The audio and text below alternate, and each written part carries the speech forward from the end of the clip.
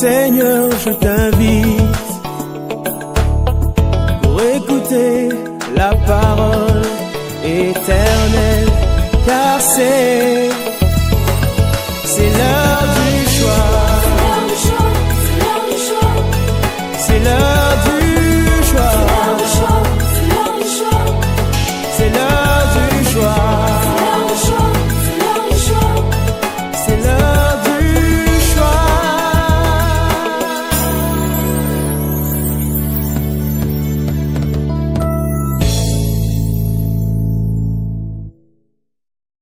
Que Dieu soit béni. Nous allons ouvrir notre Bible ou nos Bibles, puisque chacun doit avoir sa Bible. As-tu ta Bible ce matin? Il faut la voir. La parole de Dieu. Jean chapitre 11, 1 à 4. Jean 11, 1 à 4. Il y avait un homme malade, Lazare, de Béthanie, village de Marie et de Marthe, sa sœur. C'était cette Marie qui oignit de parfum le Seigneur et qui lui essuya les pieds avec ses cheveux. Et c'était son frère Lazare qui était malade.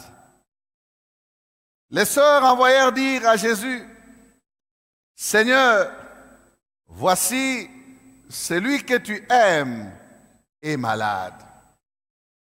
Après avoir entendu cela, Jésus dit: cette maladie n'est point à la mort, mais elle est pour la gloire de Dieu, afin que le Fils de Dieu soit glorifié par elle. Afin que le Fils de Dieu soit glorifié par elle. Amen. Nous proclamons notre texte de l'année. Mes destinées sont dans ta main. Psaume 31, verset 16a. Mes destinées sont dans ta main. Amen. Bon appétit. Nous entamons ici, bien-aimés, la descente. La descente avec ces grands thèmes qui nous a pris 2 ans. Le thème de la destinée. Nous avons creusé, tourné, retourné la pensée et nous n'avons pas terminé. Mais je parle de conclure, je ne parle pas de mettre fin à la pensée de Dieu. Car vous le savez, frères et sœurs, que la parole de Dieu est tellement riche. Et l'on dit d'elle que c'est un diamant à plusieurs facettes. Ou que vous la tourniez ou vous la tournez, elle a toujours un éclat à vous renvoyer. Un diamant a plusieurs facettes, tellement qu'elle est profonde et inépuisable. Nous ne pouvons pas dire que nous allons terminer avec le thème. Et c'est comme ça avec tous les thèmes que nous abordons toutes les années. On ne termine pas parce que on ne peut pas mettre un point final à la parole de Dieu. C'est l'Esprit de Dieu qui parle. Amen. Ce matin, nous entrons donc dans ce que je considère comme les conclusions. On va y aller avec plusieurs messages, les 2 ou 3 dimanches qui nous restent, 2 dimanches je pense, et atterrir avec la pensée de la destinée. Ce matin, nous disons destinée à la gloire de Dieu. Alors, destinée à la gloire de Dieu, c'est en même temps des destinées qui sont pour la gloire de Dieu, mais c'est en même temps des hommes qui sont destinés à la gloire de Dieu. Alors, destinée, entre parenthèses, S à la fin. Destinée à la gloire de Dieu. J'ai dit, et la destinée, et les hommes, tous destinés à la gloire de Dieu. Amen. Destinés à la gloire de Dieu. Les deux peuvent se dire, notre destinée est pour la gloire de Dieu, Et nous-mêmes, nous sommes destinés à la gloire de Dieu. Amen. Donc l'homme ou la femme, destiné à Dieu, la destinée, destinée à Dieu. Alors dans notre texte de base sur Lazare, nous lisons cette phrase prononcée par Jésus-Christ qui déclare que la maladie de Lazare n'est point à la mort, mais elle est pour la gloire de Dieu. Quelque chose qui arrive dans la vie de Lazare, qui fait que la vie de Lazare soit pour la gloire de Dieu. Que ce qui arrive à Lazare soit pour la gloire de Dieu. Lazare, frère de Marie et Marthe, une famille amie à Jésus-Christ, vivant à Béthanie, village qui est à côté de Jérusalem, vraiment à côté. Jésus passait par Béthanie pour se reposer un tout petit peu, voir cette famille qu'il aimait et continuer sa route vers la Galilée, ou quand il revenait de là, il s'arrêtait et allait à Jérusalem. Et des fois, il pouvait être à Jérusalem et il se retirait à Béthanie pour voir cette famille. Il aimait la famille de Marie, Marthe et Lazare. Alors Jésus va déclarer cette parole. Je n'ai pas le temps de prêcher sur tous ces textes, non. Je n'ai pas le temps. Il y a tellement de vérités dans les textes de Lazare, que certaines vérités, nous les avons entendues dans d'autres messages, même sur la foi au présent. J'ai eu à prêcher sur cette foi au présent autrefois. Seigneur, si tu étais ici, mon frère ne serait pas mort. Mais là, nous avons épinglé, bien-aimés, cette parole qui est forte, que la maladie de Lazare n'est point à la mort. Quelle parole très forte! Lazare est en train de souffrir, il est en train de subir. Mais Jésus affirme que ce qui lui arrive est pour la gloire de Dieu. Je peux voir là que le Seigneur nous montre directement où va notre destinée. Le but de notre destinée et tout ce qui fait que nous ayons une destinée. Jésus aimait Lazare.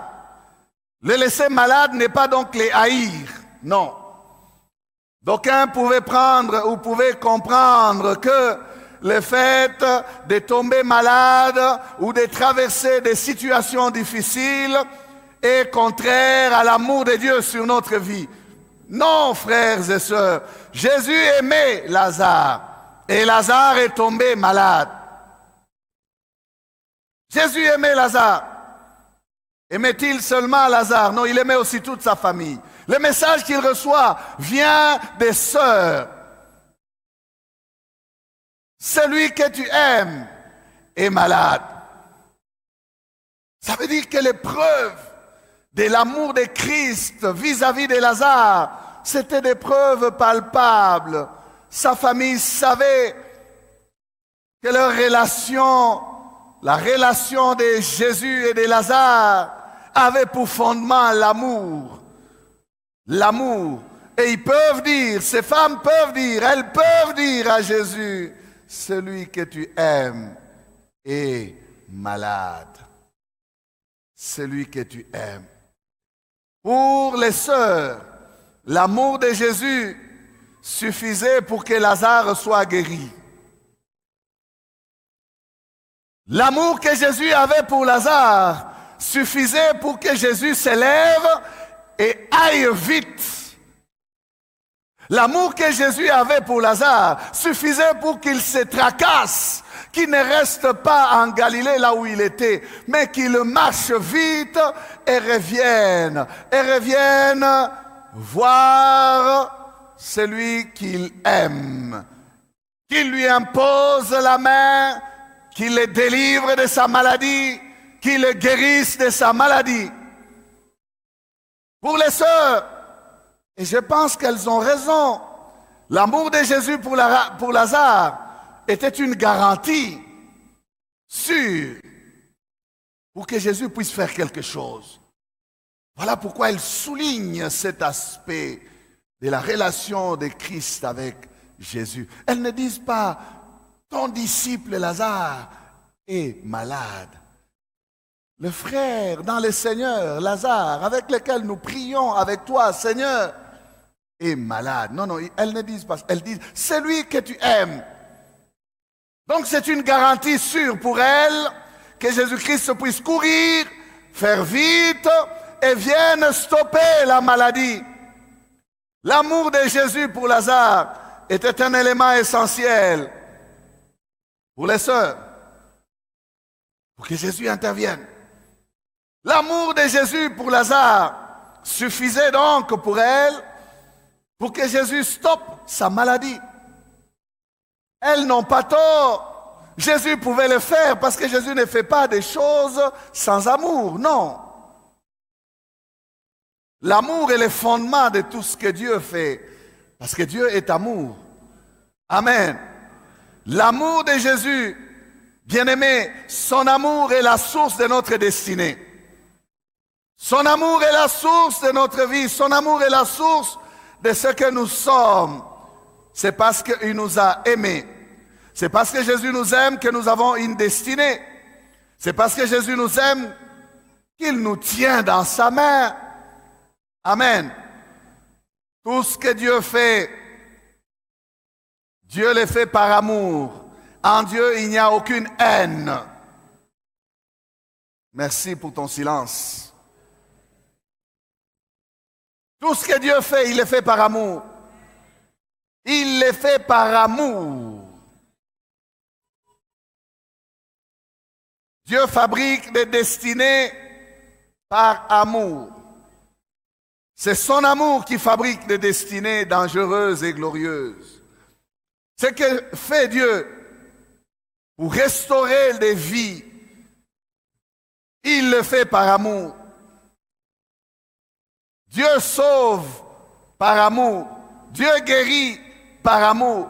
Dieu délivre par amour. Rien n'oblige Dieu à intervenir en faveur des hommes méchants, pervers, perdus et tordus que nous étions. Rien ne l'a obligé, mais c'est par amour qu'il a fait cela. Et nous devons comprendre cela. Son amour pour nous, bien-aimés, est si fort qu'il est capable même de déclarer une parole qui me fait du bien. Cette parole de Jean 3,16. Bien-aimé, il faut s'arrêter sur cette parole et comprendre ce que l'amour de Dieu est capable de faire. Il dit, car Dieu a tant aimé le monde qu'il a donné son Fils unique afin que quiconque croit en lui ne périsse point, mais qu'il ait la vie éternelle. Oh! Voilà ce que l'amour de Dieu est capable de faire, a été capable de faire, est capable de faire encore de nos jours. Parce que Dieu aime. Parce que Dieu aime. Parce que Dieu aime, non pas parce qu'il veut aimer, mais il est amour. L'amour fait partie de sa nature. Il est capable, Dieu, parce qu'il aime, de stopper la mort. Parce qu'il aime. Il a stoppé la mort. Écoutez bien ce verset de Jean 3,16, que beaucoup de chrétiens considèrent comme un verset de bébé spirituel. Non, non, ça c'est un verset central de la Bible. Fondamental pour notre foi. Et chacun devait comprendre et mettre même son nom dans ce verset et dire, car Dieu m'a tant aimé qu'il a donné son Fils unique à ma place. Est-ce que tu es en train de comprendre ce que je veux dire ce matin? Afin que moi qui crois en lui, je ne périsse point, mais que j'ai une vie éternelle. Il est capable de freiner la mort pour que tu vives. Parce qu'il t'a aimé, il t'aime. Quel amour! Quel amour, bien-aimé, quel amour! Dieu nous aime Son amour nous introduit dans une destinée éternelle. On y reviendra prochainement. Écoutez Romains chapitre 8, 38 à 39. Car j'ai l'assurance que ni la mort, ni la vie, ni les anges, ni les dominations, ni les choses présentes, ni les choses à venir, ni les puissances, ni les hauteurs, ni la profondeur, ni aucune autre créature ne pourra nous séparer de l'amour de Dieu manifesté en Jésus-Christ notre Seigneur. Bien-aimé, j'aimerais, pendant que je m'arrête sur cette pensée de l'amour de Dieu, que tu comprennes que Dieu te serre tellement fort dans ses bras qu'il n'y a pas d'espace entre toi et lui. Pour qu'aucune chose ne puisse s'immiscer pour venir te séparer de lui, te détacher de lui. Dieu nous tient tellement fort dans sa main qu'il n'y a aucune chose qui puisse venir nous détacher de sa main. Aucune. Elles sont citées toutes là-dedans. Aucune chose, aucune terrestre, aucune céleste, aucune présente, aucune à venir, même pas passée. Bien souvent, plusieurs personnes souffrent à cause de la culpabilité des péchés du passé. Mais ces péchés passés, s'ils ont été pardonnés, ils ne peuvent rien faire dans ta relation avec Jésus.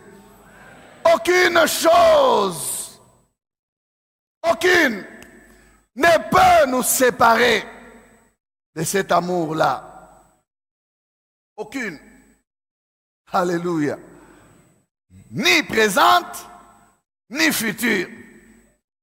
Ni dans les cieux, ni sous la terre. Les hauteurs, la profondeur, les puissances, les dominations, les autorités. Aucune créature. Aucune créature. Donc Dieu est déterminé à te garder dans son amour, à te tenir parce qu'il t'a tenu. De son côté, rien ne pourra te séparer de lui. Mais maintenant, écoute, attention. Si rien ni personne ne peut nous séparer de lui, nous-mêmes, toi-même, tu peux te séparer de lui. Toi-même, tu peux descendre de cette main qui tient tes destinées. Toi-même. Il n'y a personne, tant que toi tu restes attaché à lui, personne ni aucune influence qui pourra s'immiscer là et te détacher, te décoller de lui. Personne. Écoutez ce que cet homme, l'apôtre Paul dit, il dit, j'ai l'assurance. Bien-aimé, aie cette assurance. Ce matin, aie cette assurance-là. Celui qui te tient dans sa main ne te lâchera pas. Quelle que soit la pression des événements, quelles que soient les situations et les circonstances que tu traverseras, il ne te lâchera pas. Jamais. Il a promis et il le fera. Il tient parole. Il tient parole.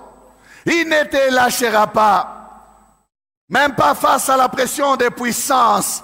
Il ne te lâchera pas. Même si le diable venait à te réclamer. Oh, le diable avait réclamé Pierre. Mais Jésus a dit, Pierre, Satan vous a réclamé pour vous cribler. Mais j'ai prié pour toi. Je me suis interposé.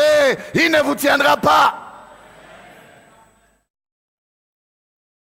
N'a-t-il pas réclamé Job?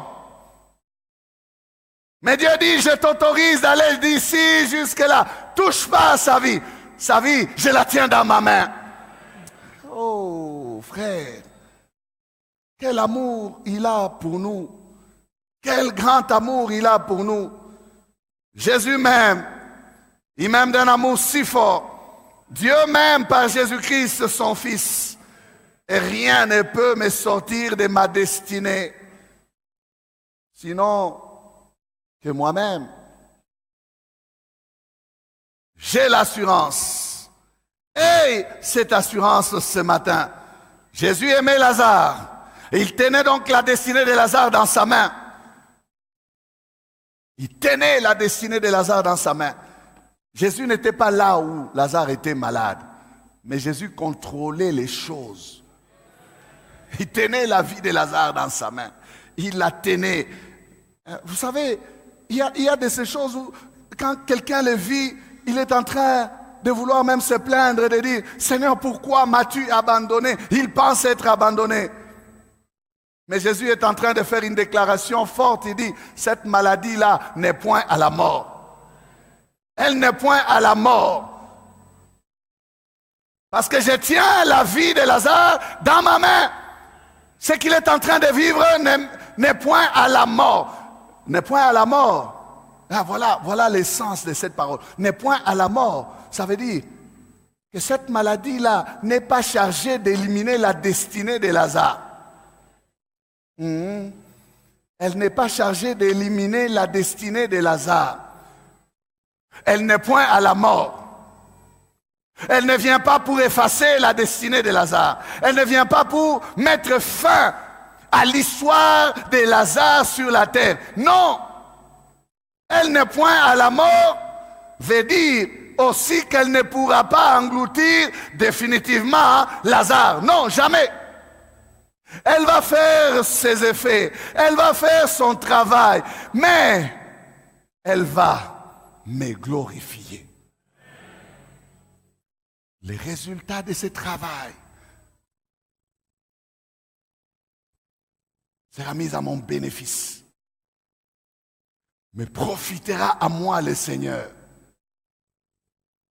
Quelle déclaration! Mais pendant ce temps, frères et sœurs, Lazare est malade. Hein? Ce n'est pas une simulation de maladie. Vous dites, oh, la maladie, elle n'est point à la mort, donc c'est un semblant de maladie. Jésus a calmé la maladie. Non, non. Lazare gémit. Il est malade. Aïe, aïe, aïe. Maï.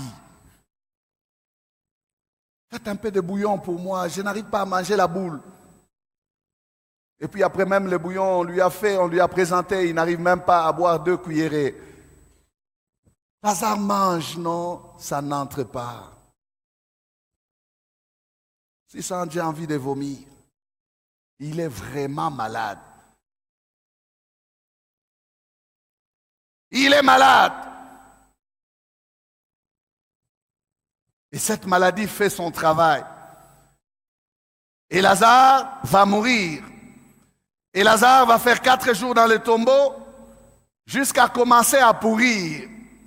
Mais Jésus, tu as dit que cette maladie n'est point à la mort. Pensons-nous que Jésus n'a pas dit vrai? Il a dit vrai. Pour lui, il sait que cette maladie n'arrêtera pas la destinée de Lazare. Elle peut être appelée maladie, mais elle n'appartient pas à la mort. Elle a une mission qu'elle vient faire dans la vie de Lazare. Une maladie qui vient avec une mission lui octroyée par le Maître. Il dit, cette maladie-là n'est point à la mort. N'est point à la mort. Elle vient travailler pour ma gloire. Quelqu'un que Jésus aime, mais il peut pleurer. Il est malade. J'ai entendu des gens avec des doctrines tordues pour dire qu'un enfant de Dieu, que Dieu aime, ne peut pas tomber malade.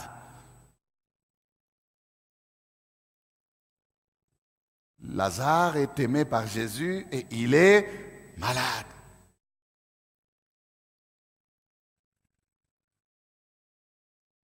Timothée avait beaucoup d'indisposition avec son ventre. Plusieurs serviteurs ont été malades dans la Bible. Élisée est mort d'une maladie. Élisée, l'homme à la double onction, est mort de maladie. Il est mort. Oui, vous avez bien entendu, il est mort de maladie. Et son cadavre est dans le trou à ressusciter quelqu'un d'autre, mais lui-même est resté là. Je n'ai pas le temps de vous parler de ces choses, mais vous les connaissez peut-être. J'aimerais dire simplement ce matin à quelqu'un que Dieu aime ici, que ce que tu vis ne signifie pas que Dieu ne t'aime pas. Les situations, les circonstances que nous traversons ne sont pas là pour effacer l'amour de Dieu dans notre vie. Jamais. Malgré que Dieu nous aime, nous pouvons aussi vivre des choses compliquées. Et ce qui est vrai avec cette histoire, c'est quoi? C'est que ce que nous vivons de compliqué là, Dieu peut utiliser cela pour sa gloire. Oh, je suis en train de dire à quelqu'un que ta situation est pour la gloire de Dieu. Si seulement elle peut l'être. S'il ne veut pas te faire une promesse fallacieuse, mensongère, non. Si seulement Dieu veut l'utiliser, elle est pour la gloire de Dieu. Donc, tu peux même être malade ce matin et savoir que ta maladie est pour la gloire de Dieu. Tu peux connaître des difficultés dans ta vie et savoir que tes difficultés vont finir par glorifier ton Dieu. Ton chômage peut être un chômage à la gloire de Dieu. Pour que le monde voie aussi comment un chômeur peut avoir une bonne santé. Mais oui! Est-ce que quelqu'un commence à comprendre? Destiné à la gloire de Dieu. On traverse des tempêtes, des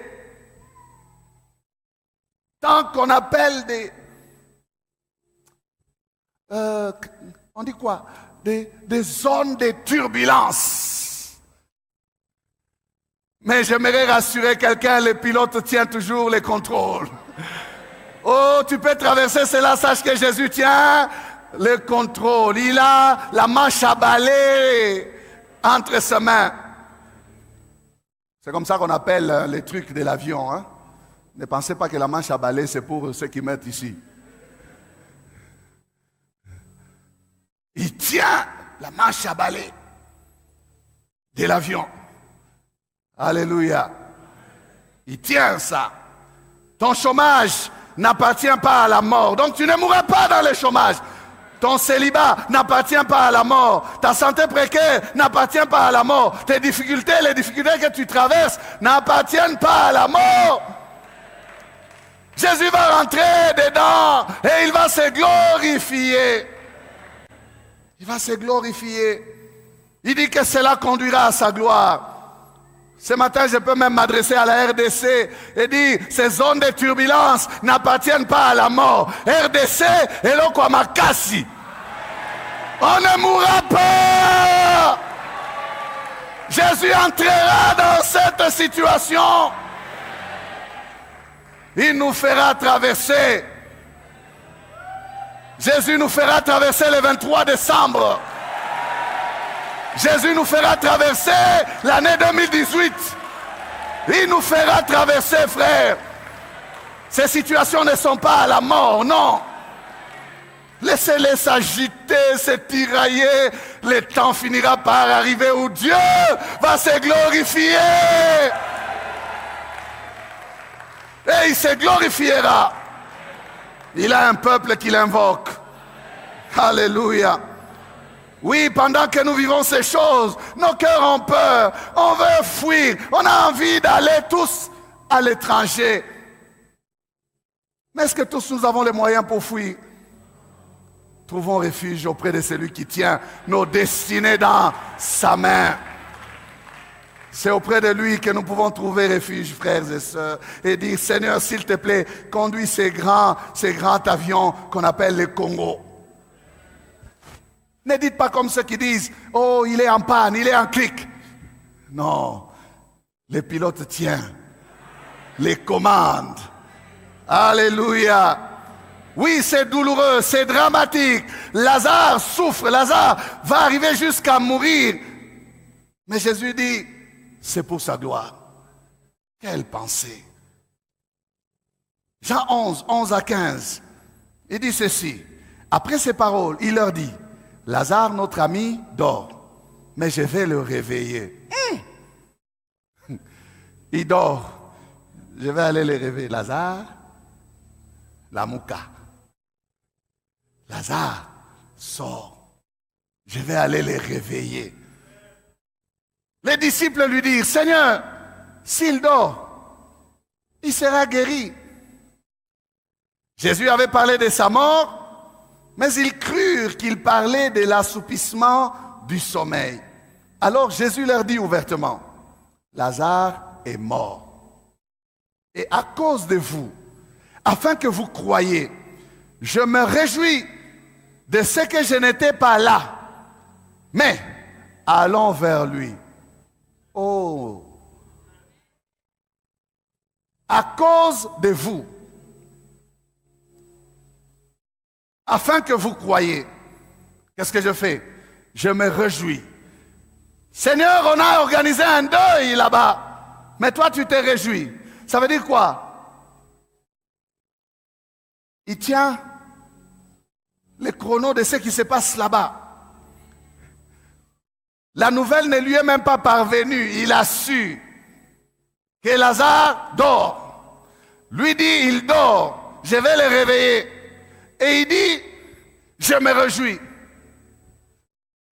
C'est la seule fois où je vois que, au lieu de pleurer avec ceux qui pleurent, quelqu'un se réjouit. Il dit, à cause de vous, afin que vous croyiez, je me réjouis. Je me réjouis de ce qui est enfin arrivé à Lazare. Je me réjouis de ce que je n'étais pas là. Il dit, j'ai laissé la maladie faire son travail, je n'étais pas là. Je me réjouis du fait de ne pas être intervenu. Je me réjouis de mon absence. Je n'étais pas là et pourtant j'aime Lazare. Donc, si on veut, bien aimé, comprendre très bien cette pensée, qu'est-ce que Jésus veut dire? C'est parce que je l'aime que je n'étais pas là. Ne pense pas que le manque de réponse dans ta situation signifie Dieu ne t'aime pas. Non. Non. Je n'étais pas là. Mais pourtant j'aime Lazare. Son absence à Béthanie ne signifie pas sa négligence du cas de Lazare. Loin de là. Loin de là. Quoiqu'absent, il a le contrôle de la situation de Lazare. Il a même le timing, le chrono de la situation de Lazare est sous contrôle. C'est Jésus qui le contrôle. Il sait que la maladie a fini son travail. Il sait que maintenant la mort a pris le relais. Mais comme Lazare n'appartient pas à la mort, allons vers lui. Un Seigneur déterminé, un Seigneur qui sait ce qu'il fait. De là où il est, il dit, allons vers lui. Il dit, je vais aller réclamer Lazare de la mort. Parce que Lazare n'appartient pas à la mort. Parce que ce qui lui est arrivé n'est pas à la mort. Je vais aller le sortir de là. Alléluia. Je vais aller le sortir de là. Allons vers lui. Si je laissé faire, c'est parce que je sais ce que je fais. À cause de vous, afin que vous croyiez. Afin que vous croyiez.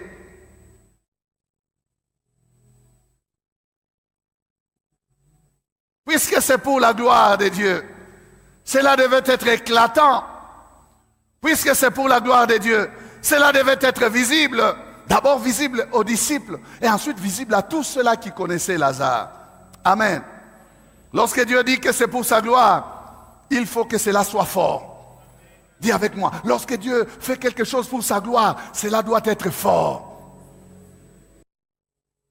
Lorsque Dieu fait quelque chose pour sa gloire, cela doit être fort. Ce n'est pas des choses pété, boulé. Teke nyama nyama, comme diraient les Kenyans. Non. Fort. Je me réjouis. J'ai laissé pour que cela devienne comment? Fort. Je me réjouis. Je n'étais pas là. Pourquoi? Pour que cela soit fort. Je me réjouis. Je n'étais pas là. Je n'ai pas voulu intervenir. Oh, j'ai dit à quelqu'un que Dieu a laissé comme ça. Dieu t'a laissé comme ça, il ne veut pas intervenir. Toi, tu crois qu'il t'a abandonné? Non, il veut que cela soit fort. Ton chômage, va faire éclater sa gloire. Ta situation va faire éclater sa gloire. Ce que tu es en train de traverser fera éclater sa gloire. Il t'a lâché pour un temps et il se réjouit. Il se frotte les mains pour dire souffre encore, souffre encore, souffre encore. Il est en train de compiler. Il y a une compilation de gloire. Il écrase. Ça fait mal, mais il te laisse. Ça grandit. Ça grandit. Ça va commencer même à sentir.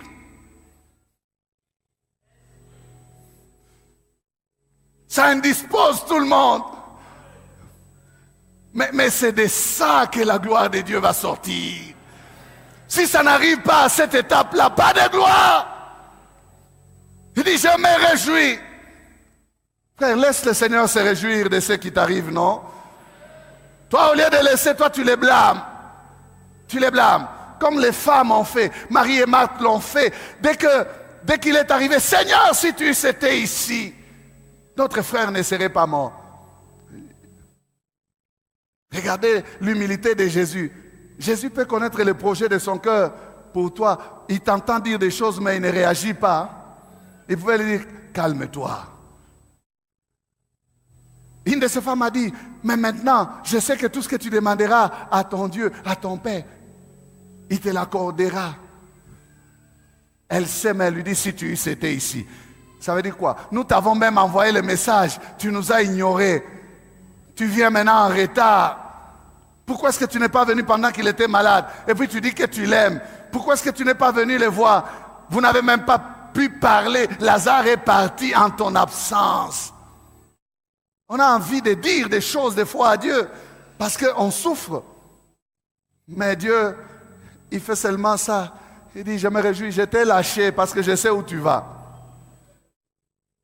J'ai lâché. Je n'étais pas là. Bien-aimé, pour que Dieu soit glorifié, l'homme doit vivre ce qui le dépasse. L'homme doit vivre ce qui le dépasse. Tu n'as que des situations que tu règles, que tu peux régler, que tu maîtrises. Tu vas vivre la gloire de Dieu comment? Il faut un moment, tu lâches, tu dis, ici, il faut seulement le Seigneur. Amen. La gloire de Dieu n'est pas à notre niveau. Elle est tellement élevée. Et quand il laisse passer le temps, il laisse pourrir la situation. Il rend l'équation difficile. Il perturbe les données aux yeux des hommes. Il amène la situation au niveau de l'impossible. C'est là que la gloire se verra. C'est là que la gloire se verra. Devant la tombe, on lui dira ces paroles. Il sent déjà. Mais lui peut se frotter les mains pour dire, mais je sais. Ôtez la pierre. Oh, il sent déjà. Il dit, ôtez la pierre. Ce qui est impossible aux hommes est possible à Dieu. Il rend certaines situations compliquées. Et tu dois retenir cette leçon-là. Pour sa gloire. Dieu rend certaines vies difficiles, certaines destinées compliquées pour se glorifier dans ces destinées-là. Il complique les données de ces vies pour se glorifier. Un jour, les disciples vont poser la question au Seigneur. Jean chapitre 9, versets 2 à 3. Ses disciples lui firent cette question. Rabbi, qui a péché, cet homme ou ses parents, pour qu'il soit né aveugle? Voilà. Les hommes veulent toujours une explication à ce qui est arrivé ou à ce qui s'est passé ou à ce qui s'est fait pour que nous soyons ce que nous sommes. Mais Jésus dit ceci. Ce n'est pas que lui ou ses parents aient péché, mais c'est afin que les œuvres de Dieu soient manifestées en lui. Quelle déclaration! Quelle réponse! Donc un homme a été suscité à dessein pour démontrer les œuvres de Dieu. Dieu a fabriqué un homme en lui privant des yeux pour que ses œuvres soient manifestées. Hein? Cet homme donc est venu avec un but dans le monde pour que l'on voie Dieu au travail. pour que l'on voie comment Dieu travaille. Comment pourrons-nous savoir que les aveugles peuvent être guéris par Dieu si Dieu n'avait pas envoyé un tel homme? Comment? Et Dieu a raison, bien-aimé. Cet homme est un matériel didactique. Un matériel didactique. Un exemple pour que nous voyions ce que Dieu est capable de faire. Donc nous pouvons savoir que Dieu guérit les aveugles. Alléluia. C'est parce que cet homme a vu. Bien-aimé, Dieu utilise les hommes comme des instruments de sa gloire. Pour que l'on sache qu'une femme ménopausée à 90 ans, elle peut avoir un enfant.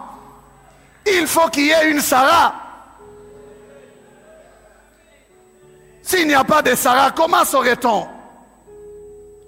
Pour que l'on sache que Dieu est capable de faire d'un prisonnier un premier ministre, il faut qu'il y ait un Joseph. Comment saurait-on que Dieu peut faire de telles choses? Pour que l'on sache que Dieu peut prendre un berger de derrière les troupeaux et l'amener devant son peuple comme un roi, il faut qu'il y ait un David. Il faut qu'il y ait un David. Pour que l'on sache qu'une orpheline peut devenir reine, il faut qu'il y ait une Esther. Pour que l'on sache qu'une prostituée peut être sauvée par sa foi et devenir une ancêtre de Jésus-Christ, il faut qu'il y ait une Rahab. Maintenant écoute ceci. Pour que l'on sache ce que Dieu va faire demain là, il faut qu'il y ait un toi, quelqu'un comme toi. Il faut qu'il y ait quelqu'un comme toi. Quelqu'un qui est dans sa main. Par toi on connaîtra de quoi Dieu est capable. Par toi on saura ce que Dieu peut faire, mon frère. Oh, ne te décourage pas. Oh, Dieu nous a abandonnés. Jamais, jamais.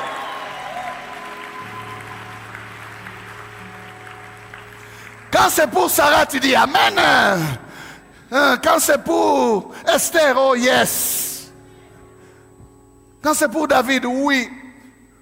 Mais tu sais le problème, c'est plus difficile quand c'est toi. Quand c'est quelqu'un d'autre, on voit ce que Dieu fait. Bien-aimé, il faut que ça nous arrive. Que ça nous arrive. Que ma destinée soit pour sa gloire. Oh, ce matin, je veux dire, Seigneur, que ma destinée soit pour ta gloire. Que quelque chose m'arrive pour que les autres voient, pour que les autres sachent. Jésus a dit cela.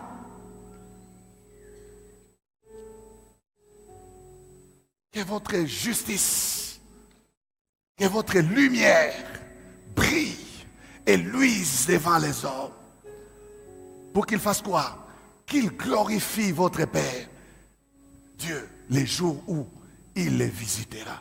Donc, ce qu'il fait aux autres doit instruire les uns, n'est-ce pas? Ou ce qu'il fait aux uns doit instruire les autres. Et il doit préparer ces autres-là à glorifier Dieu les jours où il commence aussi à les utiliser. Donc, arrête de te plaindre. Arrête de te plaindre. Si Dieu tient ta destinée dans sa main, sache que c'est pour sa gloire. Destiné à la gloire de Dieu. Si tu tiens bien, j'aimerais te dire ce matin que tout peut t'arriver. Fais attention, si tu es dans la main de Dieu, tout peut t'arriver. Dieu peut commencer à te faire pleurer avant de te faire rire. Je te prépare. Dieu peut te faire descendre avant de te faire monter. Sois préparé et sache reconnaître que c'est lui qui fait ces choses. Il est celui qui tient mes destinées dans sa main. Si je suis dans sa main, Depuis quand l'argile va dire au potier, pas cette forme-là, change un peu la forme. L'argile ne parle pas. L'argile subit. Le potier tape. Des fois, il prend la boule, là, il la soulève. Il la roule bien. Boum! Aïe! Ça crie. Ça gémit.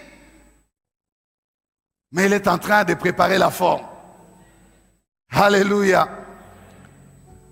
Je suis en train de dire à quelqu'un ici ce matin que si tes destinées sont dans sa main, tout peut arriver. Tout peut arriver. Je ne sais pas ce qu'il va faire de toi, mais ce qui est sûr, c'est qu'il veut être glorifié par ta vie. Ce qui est sûr, c'est qu'il veut être glorifié même à travers ce que tu appelles les aléas de la vie. Il veut être glorifié là-dedans. Je ne sais pas ce qu'il va faire avec toi, mais sois sûr qu'il veut que sa gloire éclate dans ta vie. Tout comme dans ma vie à moi, ta destinée n'est pas pour la mort, mais elle est pour la gloire de Dieu. Oh, la gloire de Dieu, la gloire de Dieu. La gloire de Dieu a différents niveaux. La gloire de Dieu a des dimensions. Je dis que pour que la gloire de Dieu se manifeste, il faut que cela soit fort. La gloire de la guérison pour Lazare n'était pas la même que celle de la résurrection. Il a laissé Lazare arriver jusqu'à la mort pour que cela soit fort. Il pouvait les guérir, même à distance il pouvait les faire. Mais Jésus dit, s'il faut que ma gloire éclate, ça doit être fort. Je laisse, ça monte encore. Quand ça arrive au sommet, alors, boum, ça doit éclater. La gloire, voilà ce qu'il recherchait. Celle de la résurrection, plus grande que celle de la guérison. Il disait à la mort, tu peux les prendre, mais j'arrive. Notre ami Lazare dort, je vais les réveiller. C'est je, hein? Je vais les réveiller. Je vais les réveiller. Quel est cet homme qui peut ainsi parler à la mort? Il dit, j'arrive. Je viens te le reprendre, toi mort. Lazare ne doit pas rester englouti en toi. Il est à la gloire de Dieu. Il a un travail qu'il va faire. Bien-aimés, regardez très bien. Quelqu'un qui finit les études, il est engagé, il a une gloire, c'est vrai. Mais quelqu'un qui a fini les études, il a fait 22 ans sans trouver du travail. La gloire de 22 ans de chômage, pensez-vous qu'elle est pareille à la gloire d'un travail direct après les études? Non. Non. Certaines fois, il y a des personnes qui trouvent que c'est facile, la vie les a tout préparés. Gloire à Dieu, j'ai terminé, j'ai commencé à travailler. Gloire à Dieu, c'est comme ça. Mais allez demander au chômeur qui a fait 22 ans de chômage et qui vient de trouver le travail. Quand il va mettre sa tenue là pour aller à l'interview, la tenue à ta ville. Quand il rentrera, il va rentrer avec quoi? Des actions de grâce, des louanges. Des louanges sur ses lèvres. Non, la gloire d'une jeune fille qui se marie à 19 ans. Et la gloire d'une femme de 49 ans qui se marie n'est pas comparable. Oui, j'ai dit, il y a des différents niveaux de la gloire. Vous savez que la gloire signifie le poids. Donc il y a des tonnes dans certaines choses, des tonnes de kilos, et il y a aussi des grammes dans d'autres choses. Tu as des grammes, tu peux rendre grâce à cause des grammes. Mais laisse celui qui a des tonnes rendre aussi grâce. La gloire des tonnes dépasse la gloire des kilos. Le poids, et ce poids, est proportionnel à la manière dont le Seigneur a laissé les choses pourrir. Le poids de sa gloire est proportionnel à la manière dont il a laissé les choses pourrir. plus elles ont pourri, plus c'est glorieux. Parce qu'aucune main ne pouvait intervenir dans ça. Mais quand c'est encore simple, le médecin peut opérer, il peut enlever, il coud. 14 grammes. Est-ce que quelqu'un veut une tonne de gloire? Des tonnes. Alléluia. Si tu veux des tonnes, sois prêt. Ah oui, si tu veux des tonnes, sois prêt à mourir. Sois prêt à être enterré. Sois prêt à ce qu'on mette la pierre. Sois prêt à ce que l'on dise, il le sent déjà. Sois prêt à ce que quand tu arrives quelque part, les gens se détournent et pas et disent, Attends que parler. Est-ce que tu es prêt? Tu veux des tonnes? Sois prêt. Il ne va pas faire directement. Il laissera pourrir. Oh Seigneur, aide-nous. Bien souvent nous prions, Seigneur, fais-moi voir ta gloire. Si nous pouvons connaître les chemins par lesquels il faut passer. Il y a différentes dimensions de gloire. Le poids de la gloire de Dieu diffère selon l'éclat des choses accomplies par Dieu. Il arrive devant la tombe de Lazare, il bénit Dieu. Il dit qu'il prie non pas à cause de lui, parce que Dieu l'exauce toujours, mais il prie à cause de ceci, pour qu'il croie. Il faut que les gens voient et croient. Là, Dieu va atteindre son but. Lazare sort et le mort sortit. Le mort. Il est fait sortir de la mort. Et écoutez les résultats. Jean 11, 45. Plusieurs des Juifs qui étaient venus vers Marie et qui virent ce que fit Jésus, crurent en lui. Quand on dit les Juifs, ça c'est les plus durs à cuire. Les plus réticents. Ceux qui ne croyaient pas en Jésus. Ils ont vu ce qu'il a fait et ils ont cru. Sa gloire était si visible que ces Juifs ne pouvaient plus échapper. Ils ont reconnu en lui le Messie. Et d'un autre côté, suite à ces miracles, il y a quelque chose qui va se décider. Les pharisiens et les chefs du peuple vont décider de tuer Jésus. La résurrection de Lazare a été la goutte d'eau qui a fait déborder le vase, qui a poussé ces hommes à dire, vous n'y comprenez rien. Ne voyez-vous pas qu'il faut tuer une seule personne au lieu de laisser toute la nation mourir, périr, parce que tout le monde est en train d'aller vers lui. Les Romains viendront et détruiront notre nation. C'est mieux qu'on les tue, lui. Ils ont décidé de les tuer à cause des choses qu'il faisait, dont la résurrection de Lazare. Une destinée à la gloire de Dieu. Jean 12, versets 9 et 11 à 11. Une grande multitude de Juifs apprirent que Jésus était à Béthanie. Et ils y vinrent, non pas seulement à cause de lui, mais aussi pour voir Lazare, qu'il avait ressuscité des morts. Soulignez cela, mais aussi pour voir Lazare. Une grande multitude de Juifs. 10. Les principaux sacrificateurs délibérèrent de faire mourir aussi Lazare. Parce que beaucoup de Juifs s'est retirés d'eux à cause de lui et croyaient en Jésus.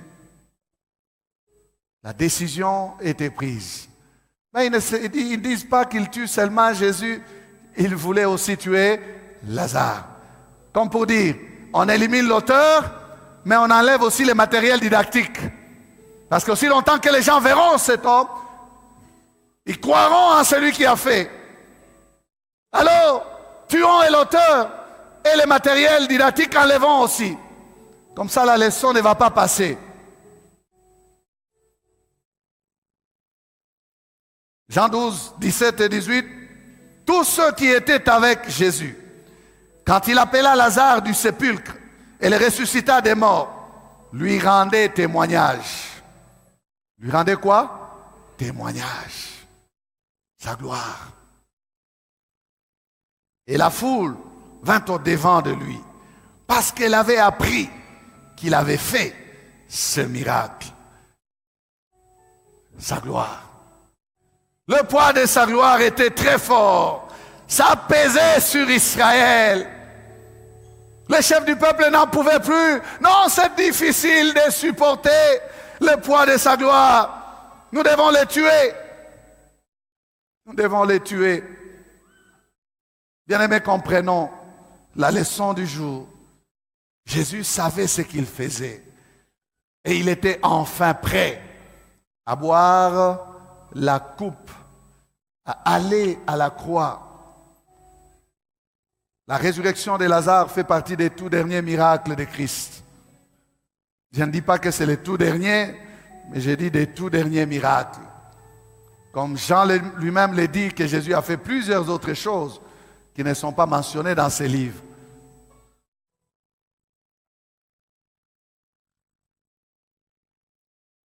Une destinée à la gloire de Dieu. En quoi notre destinée à nous? Voilà la question pour terminer et méditer. En quoi ma destinée le glorifie-t-il? Ma destinée, toute ma vie,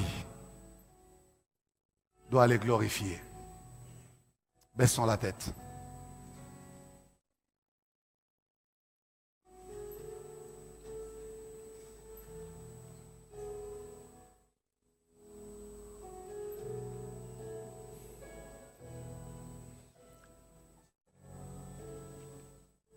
Ce matin, j'aimerais te dire à toi qui dis que Dieu ne t'aime pas, qu'il t'aime si fort que tu ne peux imaginer. Ce n'est pas à cause de ce que tu traverses, de ce que tu vis, que son amour est effacé de ta vie. Non.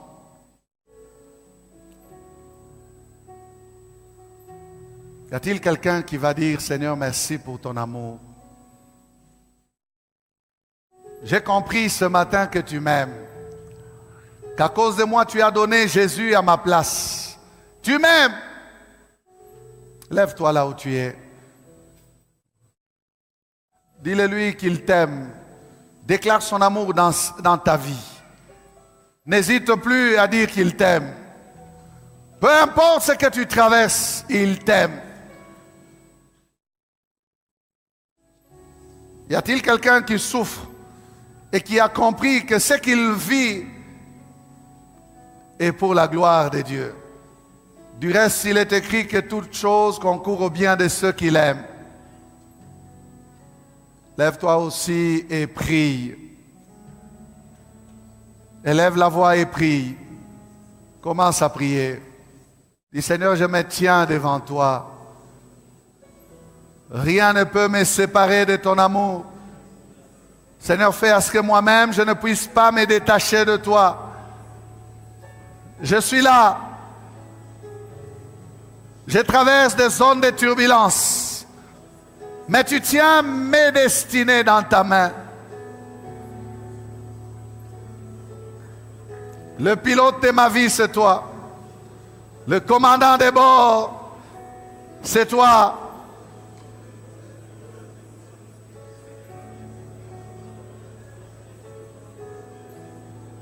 Alléluia.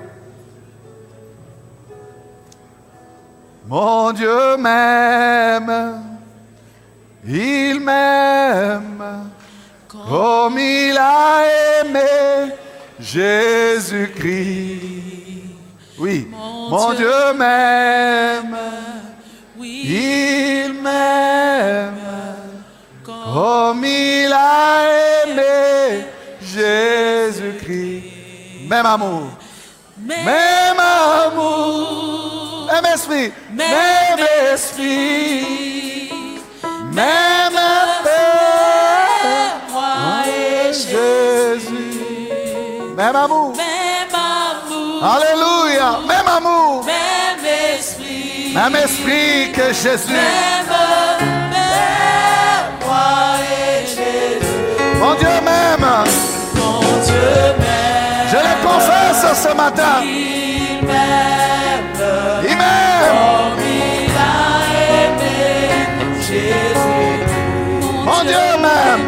Mon Dieu m'aime, Tu m'aimes, Jésus. il m'aime, Oh, il m'aime. comme il a aimé. Oui, Jésus. Mon même amour, Même amour. même esprit, même moi et Jésus. Même amour, même esprit, Même. même Même. moi et Jésus. Même Jésus. Même amour. Même esprit. Oh oui.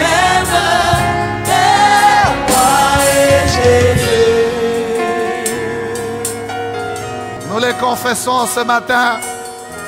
Peu importe ce que nous vivons, peu importe ce que nous connaissons, peu importe ce que nous traversons, rien ne pourra nous séparer de ton amour. Le plan que tu as pour nos vies continue à s'exécuter. Les projets que tu as formés pour nous, tu continues à les réaliser. Ton amour est immense, ton amour est grand, ton amour est fort, si fort, si fort, si fort. Mon Dieu, tu m'aimes. Mon Dieu, tu m'aimes. Je le sais, tu m'aimes. Tu me l'as démontré. Tu me l'as prouvé, attesté. J'ai l'assurance ce matin. J'ai l'assurance ce matin. J'ai l'assurance ce matin de ton amour dans ma vie, de ton amour dans ma destinée. Même amour, même nature d'amour que celui versé sur Jésus. Mon Dieu, tu m'aimes. Tu m'aimes. J'ai cette assurance ce matin que mon Dieu m'aime. Peu importe ce que je traverse, il m'aime. Et il m'amène à ma destination. Il m'amène dans ma destinée. Il me conduit dans ma destinée. Il me garde dans ma destinée. Il travaille pour que ma destinée le glorifie. Merci Seigneur. Merci Seigneur. Nous les confessons ce matin. Tu nous aimes d'un amour immense, incommensurable, grand, fort et infini. Rien ni personne ne peut nous séparer de ton amour. Rien ni personne.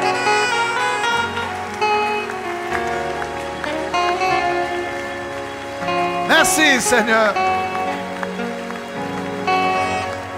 Merci. Bénis ton peuple. Bénis ton peuple. Bénis ton peuple. Continue Seigneur. Continue. Pour certains c'est douloureux. Ils gémissent, ils pleurent. Mais les souffrances du temps présent ne peuvent se comparer à la gloire à venir. La gloire que tu prépares pour eux est grande. Voilà pourquoi il y a tant de pleurs, de gémissements, de souffrances. Tu travailles pour qu'elle puisse être éclatante, cette gloire. Même dans la mort, tu les feras sortir. Parce que ce qu'il vit n'est point à la mort. N'est point à la mort. La mort ne pourra retenir. Tu vas faire éclater ta gloire. Bénis ton peuple. Merci Seigneur Jésus. Amen. Amen.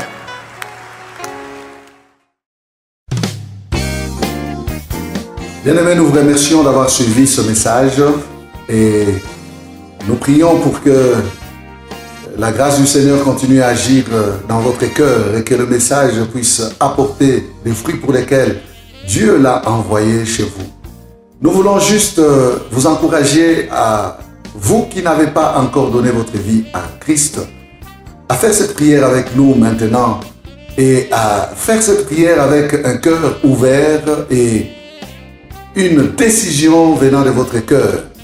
Vous pouvez juste prier avec nous maintenant en répétant ces paroles après moi et en disant ceci. Seigneur Jésus, je t'ouvre mon cœur, je te donne ma vie. Sois mon Seigneur et mon Sauveur. Pardonne mes péchés, Seigneur. Inscris mon nom dans ton livre de vie. Je m'abandonne à toi. Que le Saint-Esprit m'aide à te suivre et à te servir.